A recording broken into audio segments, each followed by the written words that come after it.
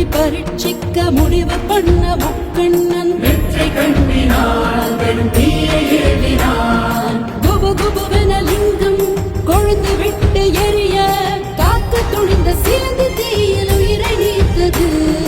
கருகிவிட்ட சிலந்தி ஈசன் அருளை அருந்தி காளஹஸ்தி பெயரில் உண்டு ஷீல் சேர்ந்த சிவனே. சிவோகம் ஒலிநாதம் விண்ணில் ஒலிக்க பரமேஸ்வர லீலை தரணி செழிக்க. சிவலீலை பணிந்தேனே அருள்வாயே நீலகண்டனே. சங்கரா சிவசங்கரா சாம்பவா அபயங்கரா.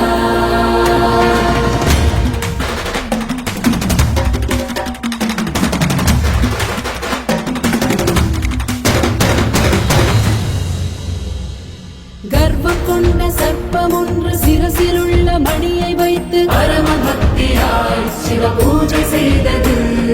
தனது பூஜை உயர்ந்ததென்று எண்ணி வந்த யானை ஒன்று மணிகளை ஊதி ஜன சேவை செய்தது.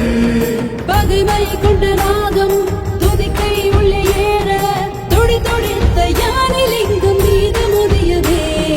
யானை நாக பாம்பது தியாகத்தை மெச்சி ஸ்ரீயோடு காளஹஸ்தி பெயரை தந்த ஹரணே. சிவோகம் ஒலிநாதம் விண்ணில் ஒலிக்க பரமேஸ்வர லீலை தரணி செழிக்க. சிவலீலை பணிந்தேனே அருள்வாயே நீலகண்டனே. சங்கரா சிவசங்கரா சாம்பவா அபயங்கரா.